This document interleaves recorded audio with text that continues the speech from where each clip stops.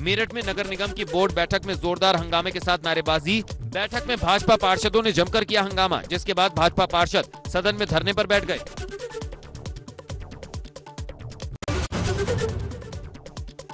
बरेली में कैदी को होटल पर दारू मुर्गा पार्टी कराने का वीडियो हुआ वायरल। सिपाहियों ने बंदी को करवाई होटल में दारू पार्टी। 10 मार्च को एक बंदी पेशी के लिए लाया गया था कोर्ट। पुलिस लाइन के 2 सिपाहियों की पेशी में लगी थी ड्यूटी। बारादरी थाना क्षेत्र में होटल। वाराणसी में स्वास्थ्य व्यवस्था की बदहाल तस्वीरें। बीएचयू में ऑपरेशन के दौरान बिजली हुई गुल। मोबाइल की रोशनी में दांत की सर्जरी की गई। आईएमएस के डॉक्टर ने टॉर्च से किया दांत का ऑपरेशन। संविदा कर्मी पर युवती से नौकरी लगवाने के नाम पर ठगी करने का आरोप है। 2 साल पहले संविदा कर्मी ने युवती से नौकरी लगवाने के लिए 50,000 रुपए लिए थे। न नौकरी लगवाई, न ही पैसे वापस किए।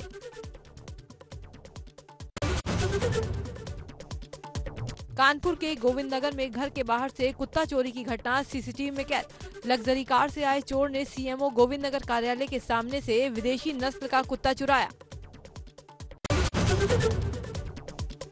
पीलीभीत में टाइगर रिजर्व की मनमोहक तस्वीरें आई सामने। सोशल मीडिया पर पिंजरे से आजाद बाघिन की दहाड़ तो कहीं भालू की मस्ती का वीडियो जमकर हो रहा वायरल।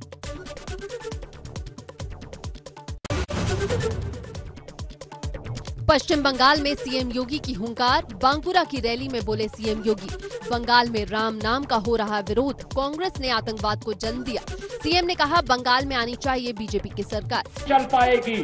मात्र 45 दिन बाकी हैं। 2 मई के बाद टीएमसी की सरकार की विदाई सुनिश्चित है।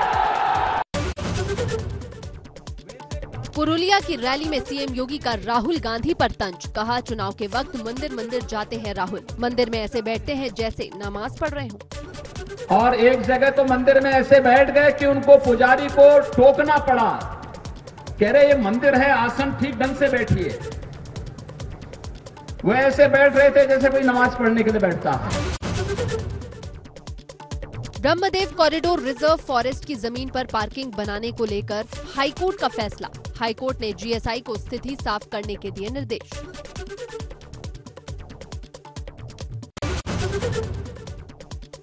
ममता बनर्जी ने बांकुरा में एक रैली को संबोधित करते हुए कहा कि चुनाव आयोग को भाजपा के नेता चला रहे हैं। ममता ने कहा कि बाहरी गुटों को चुनाव नहीं लड़ने देंगे। पश्चिम बंगाल में बीजेपी का धुआंधार प्रचार जारी। सीएम योगी ने पुरुलिया में रैली को संबोधित किया। पुरुलिया की रैली से सीएम योगी का ममता बनर्जी पर हमला।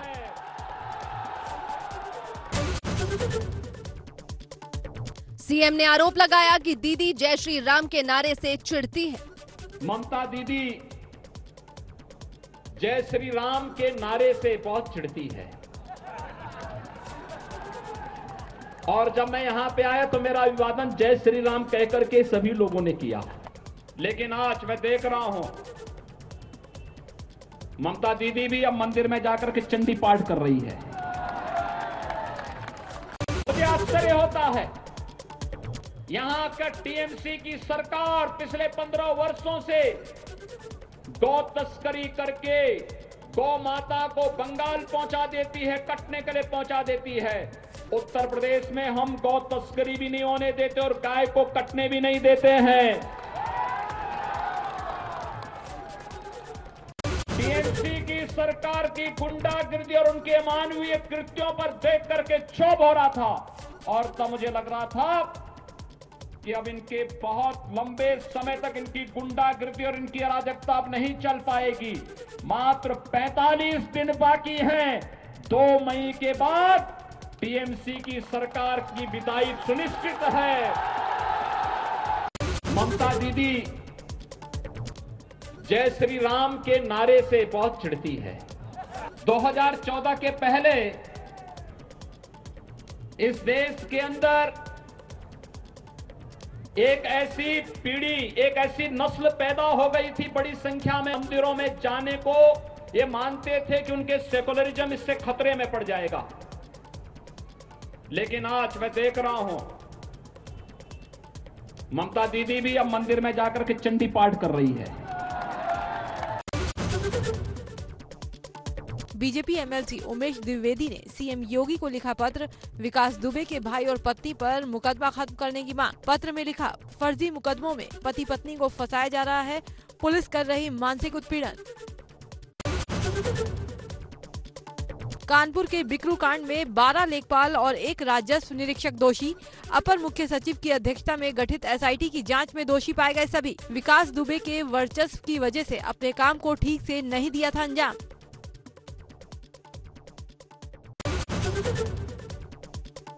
शिया वक्फ बोर्ड के पूर्व अध्यक्ष वसीम रिजवी को जारी हुआ नोटिस। राष्ट्रीय अल्पसंख्यक आयोग ने भेजा नोटिस। वसीम रिजवी पर धार्मिक भावनाएं आहत करने का आरोप। सोशल मीडिया पर अपनी ताकत और बढ़ाएगी बीजेपी। सोशल मीडिया पर बीजेपी के करीब 78 लाख कार्यकर्ता, पार्टी के अपने 1,78,000 व्हाट्सएप ग्रुप भी हैं। अब हर एक ग्रुप में 200 और लोगों को जोड़ने का लक्ष्य है। आगरा में सोशल मीडिया पर मां और बेटी ने वीडियो वायरल कर लगाई गुहार। बेटी ने अपने ही पिता से बताया जान का खतरा। कहा अपने से 25 साल बड़े 40 साल के शख्स से जबरदस्ती शादी कराने का डाला जा रहा दबाव। इनकार करने पर पिता ने की मारपीट। पुलिस हरकत में आई तो पिता हुआ फरार।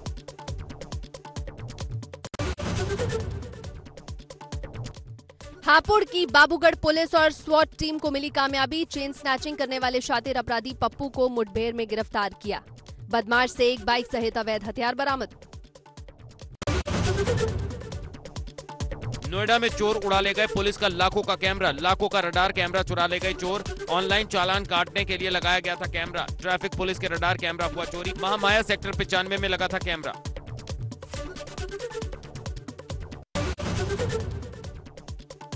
रुद्रपुर में रफ्तार का कहर। मॉर्निंग वॉक कर रहे युवक को टक्कर मारने के बाद खंबे से टकराई कार। हादसे में 4 की मौत, 3 लोग घायल। घायलों का इलाज जारी। गदरपुर में बेटी की शादी कर लौट रहा था परिवार। किच्छा में हुआ हादसा। पुलिस ने चारों के शव को कब्जे में लेकर पोस्टमार्टम के लिए भेजा। अमरोहा के सदर कोतवाली इलाके में कॉटन वेस्ट से भरी ट्रैक्टर ट्रॉली में लगी आग। बिजली की चिंगारी से लगी आग से मची अफरा तफरी। लाखों रुपए का माल जलकर हुआ खाक। बाइक भी इसकी चपेट में आई।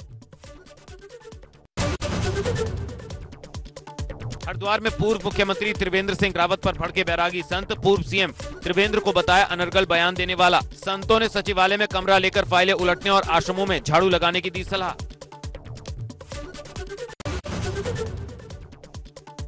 बैरागी अखाड़ों की नाराजगी दूर करने के लिए मेला अधिकारी दीपक रावत उनसे मिलने पहुंचे। इस दौरान दीपक रावत ने बैरागी अखाड़ों के संतों को जल्द जमीन मुहैया कराने का भरोसा दिया।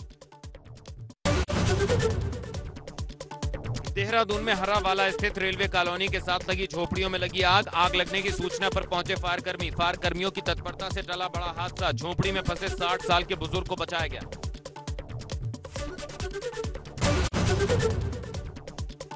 यूपी में पंचायत चुनाव पर राज्य सरकार के हाईकोर्ट में दाखिल हलफनामे पर सीडब्ल्यूसी मेंबर और UP outreach coordination committee in charge Pramod Tiwari का बड़ा बयान।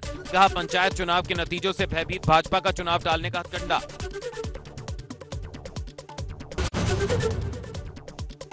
निजीकरण के विरोध में बैंक हड़ताल का दूसरा दिन। गोंडा में भी बैंक कर्मचारी हड़ताल पर रहे। बैंकों में कामकाज ठप होने से लोग परेशान।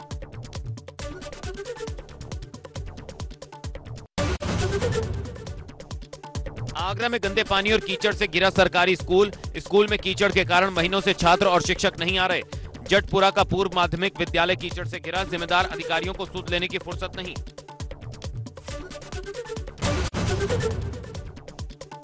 सोनभद्र में पान की रेहड़ी और किराना दुकानों पर धड़ल्ले से बिक रहा डीजल और पेट्रोल। मुनाफा कमाने के लिए खुलेआम की जा रही ज्वलनशील पदार्थ की कालाबाजारी। हादसे के जोखिम को दरकिनार करते हुए मिलावट करके बोतलों में भरकर बेचा जा रहा पेट्रोल डीजल। उधम सिंह नगर के सितारगंज में अवैध खनन पर स्थानीय प्रशासन सख्त। सितारगंज तहसीलदार के निर्देश पर राजस्व विभाग की टीम ने छापेमारी कर 2 अलग-अलग मामलों में 3 अवैध खनिजों से भरी ट्रैक्टर ट्रॉलियों को पकड़कर किया सीज। एटा में हरियाणा से तस्करी कर पंचायत चुनाव में वितरित करने के लिए लाई गई 74 पेटी अवैध शराब बरामद। चेकिंग के दौरान पकड़ी गई अवैध शराब।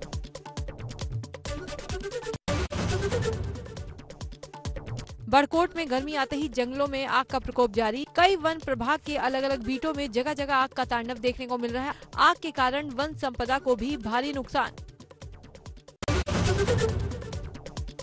कोरोना के मामलों में फिर से हो रहे इजाफे से बढ़ी चिंता। दिल्ली से सटे नोएडा में 2 से बढ़कर 17 पहुंचा कोरोना संक्रमितों का आंकड़ा। दूसरे राज्यों से आने वालों पर नजर रखने के लिए 800 निगरानी समिति का गठन। एयरपोर्ट और रेलवे स्टेशन पर महाराष्ट्र, पंजाब और केरल से आने वाले लोगों पर विशेष नजर।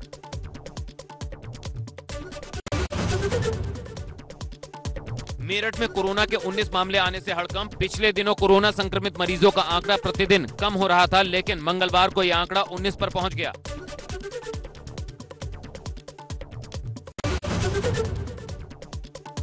बरेली में लगातार कोरोना के मरीज बढ़ने से लोगों में दहशत का माहौल। आरटीओ ऑफिस में ड्राइविंग लाइसेंस बनवाने आए 6 लोग कोरोना पॉजिटिव पाए गए। देश में पिछले 24 घंटों में कोरोना के 24,492 नए केस दर्ज। 131 लोगों की मौत, 20,191 लोग अस्पताल से हुए डिस्चार्ज। अब तक 1,58,856 लोगों की मौत। देश में कोरोना के पॉजिटिव मामलों की तादाद 1,14,09,831 पहुंच गई। एक्टिव केस 2,23,432 हैं। अब तक 1,10,27,543 लोग ठीक हो चुके हैं। भारत में 3,29,47,432 से ज्यादा वैक्सीन की डोज लगाई जा चुकी है। सोमवार तक 22,82,80,763 सैंपल टेस्ट किए जा चुके हैं, जिनमें से 8,73,350 सैंपल एक दिन में टेस्ट किए गए। लुधियाना जिला प्रशासन ने सभी न्यायाधीशों, वकीलों, शिक्षकों और पत्रकारों को कोरोना वैक्सीन लगाने का आदेश जारी किया है। जिनको कोरोना वैक्सीन लगेगी उनमें बैंकों, गैर सरकारी संगठनों, सहकारी समितियों और खाद्य अनाज समितियों के कर्मचारी भी शामिल होंगे। वैक्सीनेशन के मामले में उत्तर प्रदेश अव्वल। प्रदेश में अब तक 30 लाख से ज्यादा लोगों को लगाई गई वैक्सीन। सोमवार को एक बार फिर 3 लाख से ज्यादा लोगों का वैक्सीनेशन। दारुल उलूम के मोहतमीम और नायब मोहतमीम ने वैक्सीन की पहली डोज ली। इस दौरान मोहतमीम ने सभी से कोरोना से बचाव के लिए स्वास्थ्य मंत्रालय की गाइडलाइन का पालन करने की अपील की। केंद्र सरकार ने 60 साल से ऊपर के लोगों को निःशुल्क वैक्सीन लगाए जाने के निर्देश दिए हैं। सरकार के इस फैसले की जालौन में सीनियर सिटीजन सराहना कर रहे हैं और बड़ी संख्या में वैक्सीन लगवाने पहुंच रहे हैं। उन्नाव में बढ़ते कोरोना संक्रमण को लेकर जिला प्रशासन ने महाराष्ट्र से आने वाली ट्रेनों को लेकर हाई अलर्ट किया। उन्नाव जंक्शन पर यात्रियों की जांच के लिए मेडिकल टीम लगवाई। अगले महीने भारत के दौरे पर आएंगे ब्रिटेन के प्रधानमंत्री बोरिस जॉनसन। कोरोना के चलते रिपब्लिक डे पर नहीं आए थे। यूरोपीय संघ से ब्रिटेन के बाहर निकलने के बाद जॉनसन की पहली बड़ी अंतर्राष्ट्रीय यात्रा। नॉर्थ कोरिया के शासक किम जोंग उन की बहन किम यो जोंग ने अमेरिका के लिए कड़ी चेतावनी जारी की है। किम यो जोंग ने अमेरिका की ओर से साउथ कोरिया में किए जा रहे मिलिट्री ड्रिल्स की आलोचना की। उन्होंने कहा कि अगर वो शांति चाहते हैं तो बुरे व्यवहार से परहेज करें। उतार चढ़ाव के बीच मंगलवार को लाल निशान पर बंद हुआ शेयर बाजार। 31 अंक की गिरावट के साथ 50,363 के स्तर पर बंद हुआ सेंसेक्स। वहीं 19 पॉइंट टूटकर 14,10 के लेवल पर हुई निफ्टी की क्लोजिंग। मंगलवार 16 मार्च को 24 कैरेट सोना 98 रुपए महंगा होकर 44,926 पर खुला। मंगलवार को 44,828 पर बंद हुआ था सोना। वहीं 23 कैरेट सोना 44,746, 22 कैरेट 41,152 और 18 कैरेट गोल्ड 33,695 पर खुला। वहीं चांदी 339 रुपए की मजबूती के साथ 67,304 रुपए प्रति किलो की दर से खुली। भारतीय क्रिकेट टीम के तेज गेंदबाज जसप्रीत बुमराह ने सोमवार को TV anchor presenter Sanjana Ganesan से शादी कर ली। शादी के बाद उनकी फोटोज इंटरनेट पर खूब वायरल हो रही हैं। इनमें जसप्रीत की पत्नी संजना गणेशन बेहद हॉट अंदाज में नजर आ रही हैं। जसप्रीत की पत्नी संजना एमटीवी के पॉपुलर शो स्प्लिट्सविला का हिस्सा रह चुकी हैं। बॉलीवुड अभिनेत्री प्रियंका चोपड़ा और राजकुमार राव की जोड़ी वाली film the white tiger Oscar के लिए नॉमिनेट हो गई है। प्रियंका चोपड़ा ने पति निक जोनास के साथ ऑस्कर 2021 के नॉमिनेशन अनाउंस किए हैं और इस लिस्ट में उनकी फिल्म द व्हाइट टाइगर ने अपनी जगह बना ली है। द व्हाइट टाइगर को अडॉप्टेड स्क्रीन प्ले कैटेगरी में शामिल किया गया है।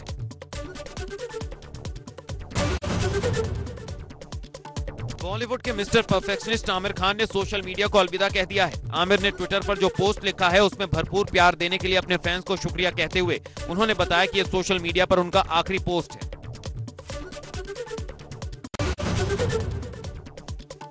Abhishek Bachchan starrer the big bull का टीजर रिलीज हो गया है। फिल्म के प्रोड्यूसर अजय देवगन ने टीजर रिलीज करते हुए फिल्म के ट्रेलर रिलीज की डेट भी बता दी है। द बिग बुल का ट्रेलर 19 मार्च को OTT प्लेटफॉर्म पर रिलीज होगा। कमल हासन अपनी राजनीतिक पार्टी के चलते तमिलनाडु विधानसभा चुनाव से पहले चर्चा में बने हुए हैं। उन्होंने कहा, बिग बॉस करने के पीछे कारण था कि मैं अपनी पार्टी को फाइनेंस कर सकूं। मक्कल निधि मय्यम के पास पैसे की कमी है क्योंकि मेरी पार्टी सिर्फ सही रास्तों से पैसा जुटाती है, इसलिए हमारे पास पैसे की कमी है। राजीव कपूर का 9 फरवरी 2021 को निधन हो गया था। राम तेरी गंगा मैली से इंडस्ट्री में अपनी पहचान बनाने वाले एक्टर राजीव कपूर के निधन के बाद उनकी नई फिल्म आ रही है। ये उनकी आखिरी फिल्म है। फिल्म का पोस्टर दिसंबर 2020 को रिलीज किया गया था। अब फिल्म का नाम तुलसीदास जूनियर है, जो 30 अप्रैल को रिलीज होगी। सुजैन खान की बहन फराह खान अली ने सोमवार को इंस्टाग्राम पर पति डीजे अकील के साथ तस्वीरें शेयर कर शादी के 22 साल बाद अलग होने की घोषणा की। उन्होंने लिखा, अकील के साथ मेरे रिलेशनशिप स्टेटस को कपल से सिर्फ दोस्त हुए 9 साल हो गए। धर्मेंद्र के ट्वीट से लता मंगेशकर को हुई एक्टर की चिंता। धर्मेंद्र को लता दीदी ने फोन कॉल मिलाया और 20 मिनट तक उनसे बात की। दरअसल धर्मेंद्र ने ट्वीट कर लिखा, शरूर नहीं आया सादगी को मेरी, उम्र भर मैं सहता ही आया, जिसके बाद धर्मेंद्र के फैंस भी परेशान हो गए थे।